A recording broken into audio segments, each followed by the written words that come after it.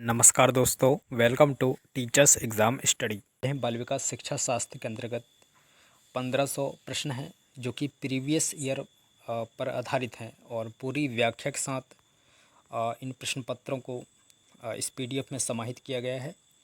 अगर आप ये पीडीएफ लेना चाहते हैं तो टेलीग्राम ग्रुप को ज्वाइन कर लें, जो कि फ्री है, कोई चार्जेस नहीं है। टेलीग्राम ग्रुप का लिंक आपको डिस्क्रिप्शन बॉक्स में मिल जाएगा।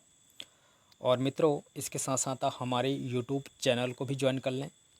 यहाँ पर आपको पर्यावरण, हिंदी, मैथ्स, बाल विकास, इन सभी के क्वेश्चन टेस्ट सीरीज़ आपको समय समय पर मिलते हैं, तो चैनल को सब्सक्राइब कर लें। देखिएगा किस प्रकार से पीडीएफ में क्वेश्चन दिए गए हैं। पहला क्वेश्चन है, पियाजे मुख्य रूप से किसके अध्ययन के लिए जाने जाते हैं। मित्रों, आप सभी जानते हैं कि पियाजे जी ये स्विट्ज़रलैंड के निवासी हैं और मुख्य रूप से इनका शहर है न्यू चैटल। और ये संज्ञानात्मक विकास का सिद्धांत इन्होंने दिया है। देखिएगा तीसरा ऑप्शन यहाँ पर सही है। संज्ञानात्मक विकास के अध्ययन के क्षेत्र में जीन पियाजे का सिद्धांत एक अभूतपूर्व सिद्धांत आंका गया है। उन्होंने बालकों की चिंतन तर्कणा के विकास के जैविक एवं संरचनात्मक तत्वों पर बल डालते हुए संज्ञानात्मक विकास की व्याख्या की है। इसके अंतर्गत उन्होंने अनुकूलन को बताया है, सामधारणा क्या होती है, संरक्षण और संज्ञानात्मक संरचना क्या होती है, ये सारी चीज़ें इन्होंने अपने सिद्धांतों पर बताया है। दूसरा क्वेश्चन है, जब मानव शरीर के एक भाग को दिए गए प्रशिक्षण का अंतरण दूसरे भाग में हो जाता है तो इसे कहते हैं। तो आप सभी जानते हैं मित्रों कि इसे कहा जाता है द्विपार्श्विक अंतरण। क्या होता है द्विपार्श्विक अंतरण? देखिएगा, द्विपार्श्विक अंतरण या व्रास शिक्षा मानव शरीर के दो समान पार्श्वीय भाग हैं, बायां तथा दायां। जब शरीर के बाएं अंग से सीखे गए कौशल का अंतरण स्वतः दाएं अंग से सीखने पर या दाएं अंग में लिखे गए कौशल का अंतरण स्वयं बाएं पर होता है तो द्विपार्श्विक अंतरण कहलाता है। तो इस प्रकार से इस पीडीएफ में व्याख्या की गई है। तीसरा क्वेश्चन है, दिए हुए प्राप्तांकों के समूह में जो प्राप्तांक बहुधा सबसे अधिक बार आता है उसे कहते हैं। तो उसे कहा जाता है मित्रों बहुलक। बहुलक क्या होता है? बहुलक यह सांख्यिकी की केंद्रीय प्रवृत्ति की माप का भाग है, जिसमें माध्य, माध्यिका व बहुलक भी आता है। प्राप्तांकों में जिस प्राप्तांक की आवृत्ति सबसे अधिक होती है वह बहुलक कहलाता है। और इसका सूत्र दिया गया है, देखिएगा, मीडियन मेन इस प्रकार से 3mn - m इस प्रकार से दिया गया है ये सूत्र।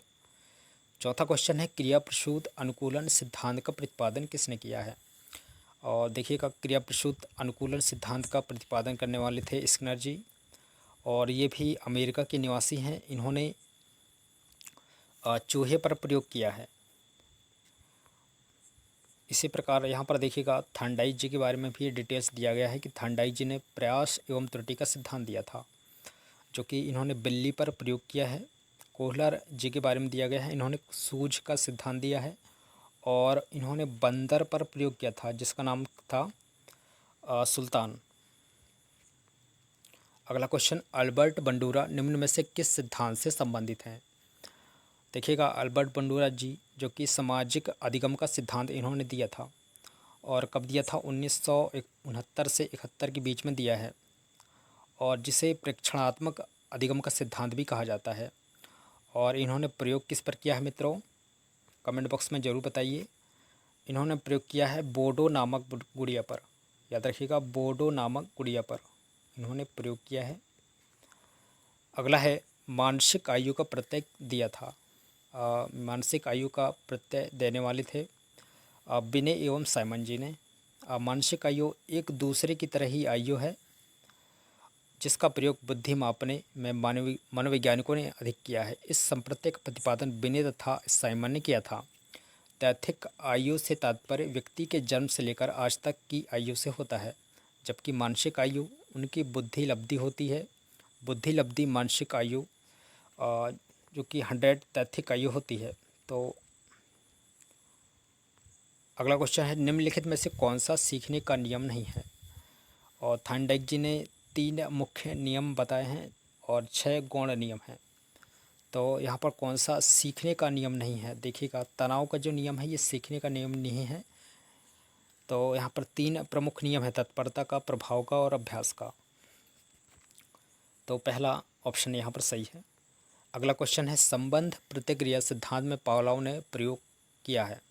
तो किस पर प्रयोग किया है मित्रों? संबंध प्रतिक्रिया का सिद्धांत देने वाले थे पावलोव जी, और इन्होंने कुत्ते पर प्रयोग किया है। पहला ऑप्शन सही है। अगला क्वेश्चन, सूझ द्वारा सीखने का सिद्धांत किसने दिया है? आप सभी जानते हैं मित्रों कि सूझ द्वारा सीखने का सिद्धांत दिया था कोहलर जी ने, और इन्होंने बंदर पर प्रयोग किया है, एक चिंपांजी पर, जिसका नाम था सुल्तान। अगला क्वेश्चन, कार्य को आरंभ करने, जारी रखने और नियमित करने की प्रक्रिया कहलाती है। क्या कहलाएगी मित्रों? इसे कहा जाता है प्रेरणा। याद रखिएगा, इसे प्रेरणा कहा जाता है। ऑप्शन नंबर सेकंड यहाँ पर सही उत्तर है, जो कि ये परिभाषा भी है एक प्रकार से गुड के अनुसार। अगला क्वेश्चन, विस्मृति कम करने का उपाय है।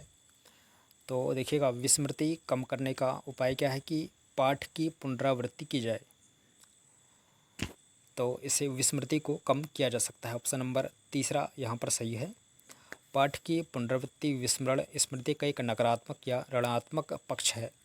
गेल्डार्ड 1963 के विस्मरण को नकारात्मक धारणा माना है।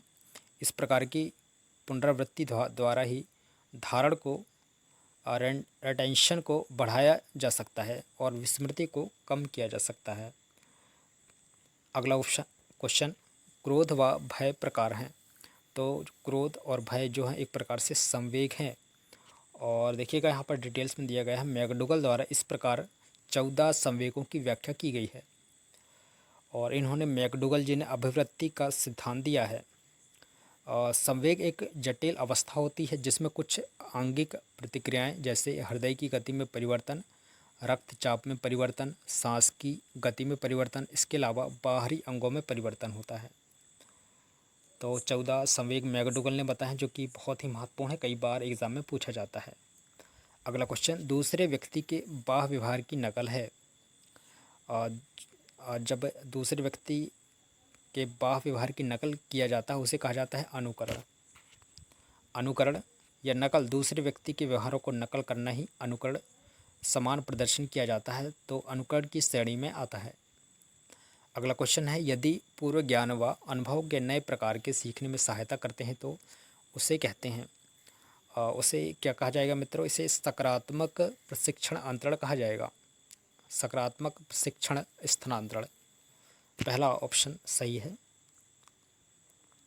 अगला क्वेश्चन है, सीखी हुई बात को स्मरण रखने या पुनः स्मरण करने की असफलता को कहते हैं।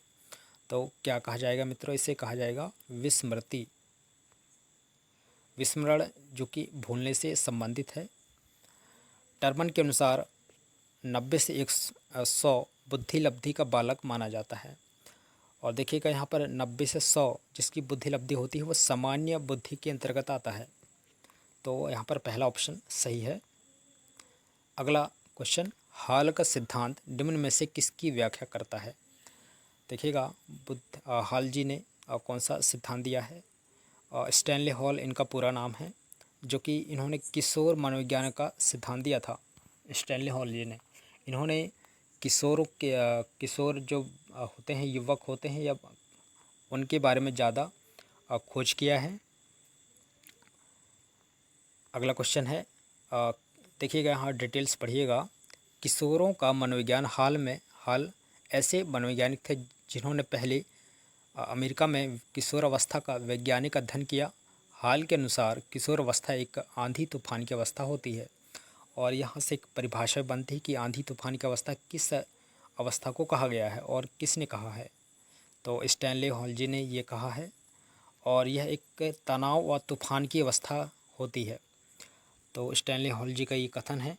अगला क्वेश्चन, मानव व्यक्ति के मनोलैंगिक विकास को निम्न में से किसने महत्व दिया है? देखिएगा, किसने वहाँ महत्व दिया है? फ्रायड जी ने। इन्होंने मनोविश्लेषणवाद का सिद्धांत दिया था, और ये ऑस्ट्रिया के निवासी थे, और इनके सिद्धांत को देखिएगा, फ्रायड ने मानव के मनोवैज्ञानिक विकास का सिद्धांत सिगमंड फ्रायड ने महोदय ने दिया था, जिसमें उन्होंने ईड, ईगो, सुपर ईगो की अवधारणा दी थी। और इन्होंने मन की तुलना एक बर्फ के बड़े चट्टान से किया है। मन की तुलना एक बड़े चट्टान से किया है, याद रखिएगा, पूछा गया क्वेश्चन है। अगला क्वेश्चन, मनोविज्ञान की प्रथम प्रयोगशाला को किसने स्थापित किया? तो देखिएगा सही उत्तर है इसका option number W Wundt. W Wundt मतलब विलियम वुंट जी ने इस प्रयोगशाला 1879 में जर्मनी में किया था इन्होंने। तो यहाँ पर ऑप्शन नंबर दूसरा सही उत्तर हो जाएगा। अगला क्वेश्चन, गेस्टाल्ट मनोविज्ञान की आधारशिला किसने रखी? मित्रों, गेस्टाल्टवादी माने जाते हैं मैक्स वर्दिमर, और मैक्स वर्दिमर गेस्टाल्ट मनोविज्ञान के जनक कहे जाते हैं। इसके अलावा भी अन्य वैज्ञानिक हैं, जैसे कि 4 जर्मन वैज्ञानिक हैं, मैक्स वर्दिमर, वोल्फगैंग कोहलर, कुर्ट कुप्का तथा लेविन। अगला क्वेश्चन, संघनन सिद्धांत निम्न में से किससे संबंधित है?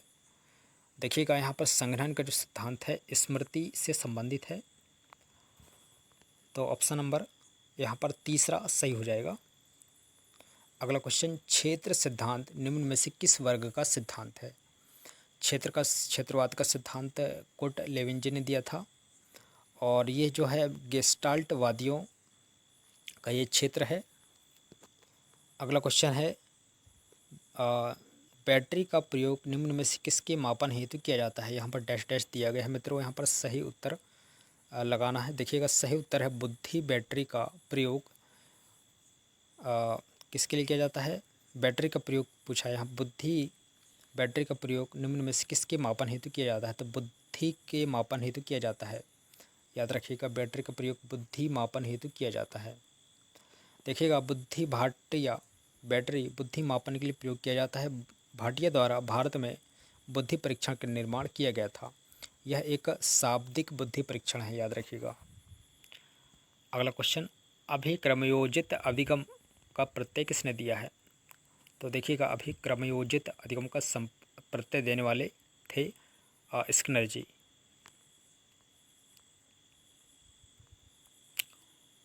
अगला क्वेश्चन है, व्यवहारिक क्षमताओं में वह सापेक्ष स्थायी परिवर्तन जो कि प्रचलित अभ्यास का परिणाम होता है उसे क्या कहते हैं? मित्रों, इसे कहा जाता है अधिगम। याद रखिएगा, अधिगम क्या है? सीखना या अधिगम एक ऐसी प्रक्रिया है जिसके द्वारा अनुभूति या अभ्यास के फलस्वरूप व्यवहार में अपेक्षाकृत स्थायी परिवर्तन होता है, जिसे अधिगम कहते हैं। संज्ञान किस बुद्धि के सिद्धांत का हिस्सा है? मित्रों, संज्ञान जो होता है गिलफोर्ड के बुद्धि का सिद्धांत से संबंधित है। गिलफोर्ड का संज्ञानात्मक संरचना का सिद्धांत कहते हैं जिसे। यहाँ पर तीसरा ऑप्शन सही हो जाएगा। गिलफोर्ड का सिद्धांत 1907 में उनका विचार था कि बुद्धि के सभी तत्वों को 3 विमाओं में सुसंगठित किया जा सकता है। वे 3 विमाएँ थीं, जैसे पहला है संक्रिया, विषय वस्तु और उत्पादन। 8 वर्ष के सुधीर की मानसिक आयु 10 वर्ष है, उसकी बुद्धि अवधि कितनी है? तो देखिएगा यहाँ पर आपको